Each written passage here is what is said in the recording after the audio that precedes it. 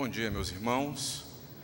Se você fechou a sua Bíblia, eu queria convidar a você que você a mantivesse aberta no texto que fomos conduzidos aí pelo presbítero Johannes, em Lucas, no capítulo de número 8, a partir do versículo 28, porque hoje nós vamos falar sobre esse fenômeno natural, as tempestades, sobre as tempestades. E você sabe muito bem que nós, no contexto das nossas vidas, a gente utiliza esse termo também para nos referir a determinadas situações que nós temos que nos enfrentar, a determinadas circunstâncias que nós temos que lidar na vida. Na verdade, a gente pode ter ou viver tempestades em diversas áreas de nossa vida. Para que você tenha uma ideia, esse texto que nós lemos aqui nos versículos 22 a 25, ele se encontra também no Evangelho de Mateus e ele se encontra também no Evangelho de Marcos, com algumas pequenas nuances diferentes. E achei muito interessante um pastor chamado Jackson Andreoli, ele falando sobre as evidências de uma tempestade, ele traz algumas características que são muito interessantes. Primeira coisa que ele diz, alguma coisa que pode parecer óbvia, mas que você precisa se lembrar. Numa tempestade, uma das grandes características é a perda do controle da situação. Quando não há o que você fazer ou como você lidar com essas circunstâncias. E no Evangelho de Mateus, ele fala de um barco que era varrido pelas ondas. Uma tempestade também na nossa vida, ela também nos varre, porque ela nos machuca, ela traz angústia, ela traz depressão, ela pode trazer desânimo. Já no Evangelho de Marcos, as ondas, diz o texto que elas se arremessavam contra o barco e esse barco estava enchendo de água, demonstrando aquilo que é muito maior do que você pode enfrentar, que as nossas capacidades. Quando a tempestade ela invade a nossa vida, ela atinge tudo, ela atinge a alma, ela atinge seu ânimo, ela atinge a sua família, ou pode atingir a sua família, ela pode atingir o plano físico, pode atingir o plano material, financeiro, ou seja, em diversas áreas da nossa vida, isso pode realmente desestruturar. Aqui no Evangelho de Lucas, esse barco ele é citado como se ele estivesse correndo o risco de sossobrar, de afundar. E numa tempestade, o barco realmente ele pode afundar. Essa, claro, para mim, para você, isso é uma evidência de quê? De derrota, não é isso? E a gente chega mesmo a dizer, em determinadas circunstâncias, o quê? Quando a gente diz, o barco está afundando, o que a gente quer dizer com isso? Nós queremos dizer que a derrota é certa, que vai a pique a sua vida, ou seja lá, a situação que você está enfrentando. A gente sabe que toda tempestade ela é devastadora, ela deixa rastros de destruição, e algumas são absolutamente impossíveis de se reconstruir qualquer coisa depois. Você lembra da tsunami? Lembra da tsunami?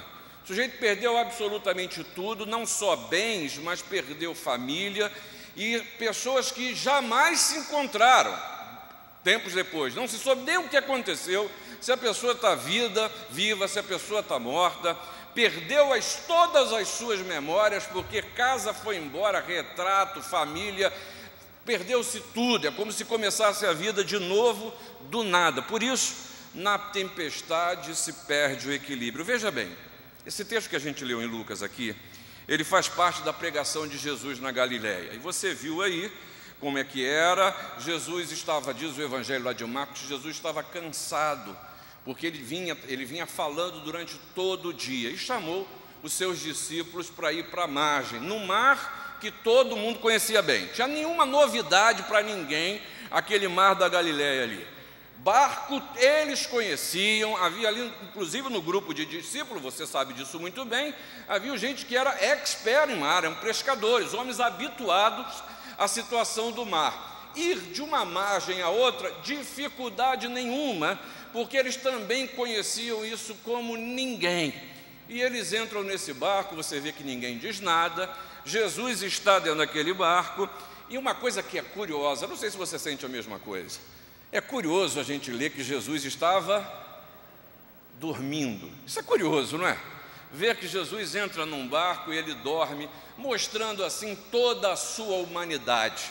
Um Jesus cansado, como lá em João 4 nós vemos que Jesus se passa ali junto àquela mulher samaritana e para porque estava cansado da viagem. Jesus vivendo as mesmas coisas que a gente vive e lidando também com o seu cansaço. Eu não sei o que você pensa em ver Jesus dormindo. Talvez Jesus estivesse dormindo porque confiava nos discípulos. Os caras entendiam daquele negócio, entendiam do barco, sabiam como lidar com aquilo, por isso ele podia dormir. Ou talvez Jesus estava dormindo porque ele sabia que o mesmo Deus que cuidava de todos na terra, cuida também no mar. É o mesmo Deus. E tudo ia bem. Essa viagem tudo ia bem. Estava tudo certo. Até a hora que a tempestade aparece. E aí quando a tempestade aparece, me permitam a expressão, é um barata voa. Me parece que os homens que conheciam de mar, de barco, de pesca, já não conheciam mais. Não aparece ninguém que conhecesse. Os homens que entraram com tanta tranquilidade, sem discussão, me parece que agora não sabem nem aonde estão. Demonstram que estão absolutamente desestruturados, como eu e você, muitas vezes passamos circunstâncias assim em nossa vida. E o desafio nessa manhã, ainda que rapidamente, é a gente refletir sobre como é que nós enfrentamos essas tempestades no mar da sua vida. Como é que você enfrenta? Como é que você precisa enfrentar as tempestades que surgem no mar da sua vida? Como é que você lida com isso? Primeira coisa que Jesus nos mostra e que a gente precisa lembrar. Presta atenção aqui. Há uma voz aqui, há um ouvido aqui dentro que precisa ouvir a voz do Espírito Santo.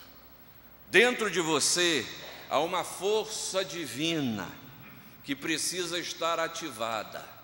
que precisa estar desenvolvida, que precisa ser cultivada para que o reino de Deus aconteça na sua caminhada. Você precisa ouvir a voz de Deus, que é o Espírito Santo, falando dentro de você. Sabe, irmãos, quando essa voz dorme, a vida balança como um barco no mar. Quando você deixa de ouvir a voz do Espírito Santo na sua vida, a vida balança como um barco no mar. Sabe por quê? Porque você deixa de perceber a ação de Deus na tempestade. Deus age na tempestade, Deus fala na tempestade, o Senhor ensina na tempestade. Você quer um grande exemplo? Estava conversando essa semana com um bom amigo. Nós estávamos dividindo as nossas dores e no final oramos juntos. E ele me dando testemunho da luta que está vivendo na sua vida. Eu me lembrei daquela história de quem? De Jó. Me lembrei da história de Jó. E lá no capítulo 38, versículo 1, diz que o Senhor do meio do redemoinho falou com Jó. Do meio do redemoinho. Lembra da história de Jó? Você lembra? Ele perdeu o quê? Família. Ele perdeu o quê? Bens. Ele perdeu o quê? Seus empregados. Perdeu mais o quê? Seus filhos. E perdeu mais o quê? Sua saúde. Diz o texto que ele já não aguentava mais, ele pegava um caco para coçar as suas chagas. Assim caminhava Jó. E a gente aprende, até ouve falar isso aí fora, né? Fulano tem uma paciência de Jó. Só que chegou uma hora que o Jó não aguentou mais. Não aguentou mais. Com as circunstâncias da sua vida, com a sua mulher falando, com seus amigos falando, tudo contra ele. Ele não aguentou mais essas circunstâncias e falou: Senhor, não dá. O que está acontecendo? O que está acontecendo?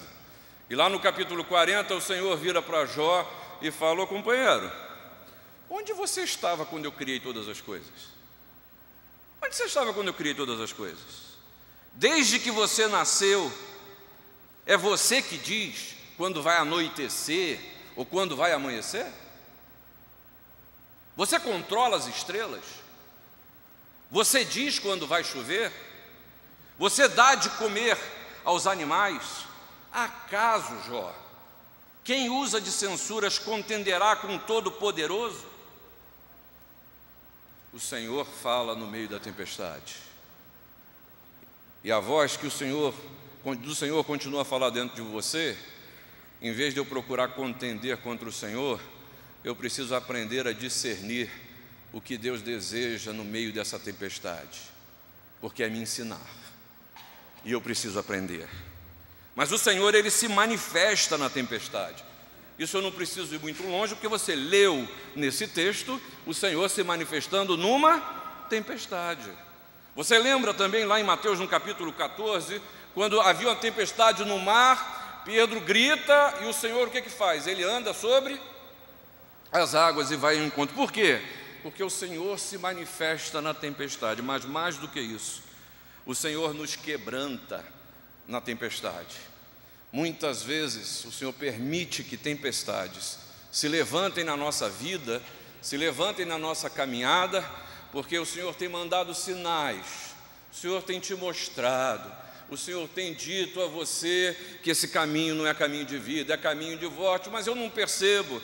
E o Senhor, por amor, me permite que na tempestade eu possa me quebrantar e ver, e no final dizer como Jó mesmo disse: bem sei que tudo podes, e nenhum dos teus planos pode ser frustrado.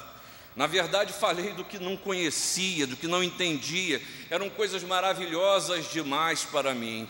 E assim Deus fala e se manifesta no meio da tempestade.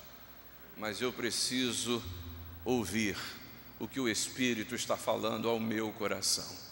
Você precisa ouvir o que o Espírito está falando ao seu coração. Sabe, irmãos, a grande mensagem dessa história não está num temporal no mar da Galileia há não sei quantos mil anos atrás. Grande mensagem aqui não está nisso. A mensagem se encontra no fato de que quando Jesus está presente, todas as tempestades da vida se acalmam. As tempestades da vida se acalmam quando Jesus é presente. Aprenda, aprenda. Quando soprar o vento frio da tristeza, você pode encontrar calma e consolo na presença de Jesus. Quando soprar o vento da paixão, você pode encontrar paz e segurança na presença de Jesus. Por outro lado, se não há calma, se não há paz, se não há segurança, se não há consolo, é porque você não está ouvindo o que o Espírito está lhe dizendo, porque Deus continua a falar. Segunda coisa que nós precisamos aprender para enfrentar as tempestades do mar da nossa vida: como é que a gente descansa no meio da tempestade? Como descansar? A grande questão para os discípulos era como dominar a tempestade. E é engraçado que cada evangelista, ele cita a reação dos discípulos de uma maneira diferente. Você quer ver? Mateus diz que os discípulos reagiram dizendo: Senhor, salva-nos, perecemos. Na realidade, traduzindo para a nossa linguagem de hoje, os discípulos estão dizendo para Jesus: já era, não tem mais jeito. O evangelista Marcos fala de uma forma diferente. Ele diz que os discípulos teriam dito o seguinte: mestre, o senhor não se importa que pereçamos? Na realidade, era uma repreensão ao mestre. Ah, Senhor, tem misericórdia de mim, porque há vezes na vida que eu ajo assim. Senhor, por que eu? Senhor, o senhor não está vendo o que está acontecendo comigo, não? Senhor, só comigo? Todo mundo canta louvor e eu só choro as minhas tristezas. No Evangelho de Lucas, você leu aí, os discípulos revelam o seu desespero gritando: mestre, ô mestre, nós estamos perecendo, acorda aí. Jesus questiona: por que vocês estão acovardados? Porque não tendes fé? O medo toma conta dos seus discípulos porque está faltando coragem, porque está faltando fé. E é disso que Jesus está dizendo: onde é que está a sua fé? Onde está a sua fé, meu irmão? Onde está a sua fé, minha irmã? E aqui é curioso: se a sua fé estiver nesse barco, já era. Esses dias estava lendo que há um projeto para a reconstrução do Titanic. Lembra do Titanic? Eles estão projetando reconstruir um Titanic. E a notícia no jornal dava destaque, sabe ao quê? Ao fato de que quando ele foi construído, qual foi a declaração dos construtores? Nem Deus afunda esse barco. E o Titanic está onde? No fundo do mar. Porque se a nossa fé estiver no barco, barcos afundam. Barcos afundam. Se a nossa fé estiver naquilo que eu possa tocar, naquilo que eu possa mensurar, naquilo que eu possa medir, naquilo que eu possa manobrar, naquilo que eu possa controlar, nós estamos perdidos. Onde está a sua fé? Os ventos e as ondas num pequeno barco no mar da Galileia, você já sabe muito bem, é a metáfora da nossa vida. Gente que fica imobilizada por crer na capacidade humana, por crer que não depende do mover de Deus. Onde está a sua fé? Se a sua fé estiver na realização de trabalhos, por mais árduos que sejam, você não vai a lugar nenhum, porque dentro daquele barco haviam homens que eram capazes para, com trabalho árduo, levar um barco de uma margem a outra, mas diante da tempestade, a força da tempestade é muito maior do que a capacidade do homem. Lembre-se que a confiança em Deus deve independer das suas capacidades ou das circunstâncias em que você está. Sabe do que nós estamos falando? É de uma fé que declara: ainda que eu ande pelo vale da sombra da morte, não temerei. Por quê? Porque tu estás comigo, porque Deus é presente. Jesus está dizendo para os seus discípulos e a nós: não se deixem apavorar, aterrorizar pelo furor repentino. Confiem no Senhor. Terceira e última coisa que Jesus ainda nos ensina a enfrentar as tempestades no mar da nossa vida. Esse acontecido aqui é muito importante para todo cristão. muito importante para todos cristãos, para todo cristão, que muitas vezes no barco da sua história dispensa, deixa fora da lista dos passageiros, ou acha que Jesus está dormindo. Um barco cujo capitão dorme, a gente sabe, o nosso racional sabe disso muito bem. Dentro de um temporal não tem a mínima perspectiva se não afundar. Isso nos chama muito atenção para a necessidade de confiarmos na presença de Jesus, mesmo que a realidade se nos mostre outra. Deus é presente. Deus é presente. Lembra o que o salmista nos ensina no Salmo 139? Para onde me ausentarei do teu espírito? Para onde fugirei da tua face? Se subo aos céus, lá estás. Se faço a minha cama no mais profundo abismo, lá está também. Se tomo as asas da alvorada e me detenho nos confins dos mares, ainda lá me haverá de guiar a tua mão e a tua destra me susterá. Se eu digo às trevas, com efeito vão me encobrir, e a luz ao redor de mim se fará noite, até as trevas não te serão escuras. As trevas e a luz são a mesma coisa. A fé deve ser firme em tempos fáceis, é verdade, mas não pode fracassar nos tempos de crise. Nos tempos de crise, sabe, irmãos, a travessia do lago da vida não admite que eu e você dispensemos o Mestre, porque onde Jesus está presente, os ventos se acalmam. Os ventos se acalmam. As tempestades, elas são amainadas. A força do Evangelho prevalece na sua vida. Mas saiba aí você, que nós precisamos do Jesus que salva, do Jesus que cura, mas acima de tudo, do Jesus que tem poder, que é Senhor, que é Deus de poder. Jesus pode acalmar as tempestades na sua vida. Jesus pode mudar, reverter a sua sorte. Ele repreendeu o vento e a fúria da água e tudo cessou. E veio a bonança. E com essas palavras de ordem, Jesus está nos mostrando que os poderes que nos causam medo e por isso nos escravizam, estão sob o seu domínio. Estão sob o domínio de Jesus. A palavra de Jesus silencia as águas mais raivosas. A gente precisa da ação, precisamos do favor, precisamos da graça do Senhor.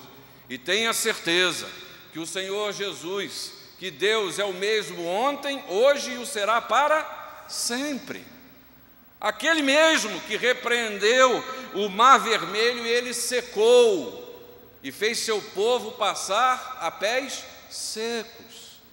É o mesmo Deus que continua a agir, que Paulo nos lembra lá em Filipenses, dizendo o seguinte: pelo que também Deus o exaltou sobremaneira e lhe deu o nome que está acima de todo nome, para que ao nome de Jesus se dobre todo o joelho, nos céus, na terra e debaixo da terra, e toda língua confesse que Jesus Cristo é Senhor, para a glória de Deus Pai. Está titubeando, irmão? Se aproprie desta bênção. Está difícil a caminhada? Se aproprie desta bênção. Porque tempestade a gente vai sempre enfrentar. E se tem uma coisa que crente enfrenta na vida é tempestade, é ou não é? É ou não é, irmãos? Se tem uma coisa que eu e você temos que enfrentar e que muita gente aí fora nem se apercebe de que está vivendo no meio de uma tempestade, é exatamente as lutas da vida. O problema é como a gente enfrenta. É como a gente enfrenta. Porque uma coisa a tempestade nos mostra: Jesus é presente e Ele tem uma mensagem para você. Ele tem uma mensagem para você. Por isso concluo dizendo: perceba a ação de Deus nas suas tempestades. Perceba a ação de Deus nas suas tempestades. O que produz paz na tempestade é confiança em Jesus e fé. É confiança e fé. Agora, se Jesus não está no seu barco, aí você precisa convidá-lo para entrar. Se Jesus não está na sua vida, no seu coração, provavelmente você vive o desespero das tempestades. porque, como diz o cântico, com Cristo no barco, tudo vai muito bem. Agora, Jesus é tão maravilhoso que talvez a minha tentação agora fosse dizer para você: está vendo? O que você está sofrendo é porque Jesus não está no seu barco e você precisa trazer Jesus para o seu barco. Mas esse Jesus é tão maravilhoso que sabe o que Ele faz? Ele não espera você chamar, Ele vai ao seu encontro. É o Jesus que, vendo os seus discípulos em crise, em outra tempestade, no meio do mar, eles em crise gritam: Senhor, vamos morrer. E Jesus estava em oração, e Ele desce daquele monte, anda sobre as águas e vai em direção aos seus discípulos, e eles se acalmam. É o que você vai receber agora. Nós vamos participar da ceia, e de uma maneira muito abençoada. Não é você que vem buscar a ceia. Esses homens levam até você esse pão e esse cálice, que representam o corpo e o sangue de Jesus, e simbolicamente vai ao seu encontro, como Jesus vai ao nosso encontro e continua a ir. Receba Jesus não só no seu coração, receba Jesus não só na sua vida, mas escute o que o Senhor está falando no meio das suas tempestades, e que Deus te abençoe.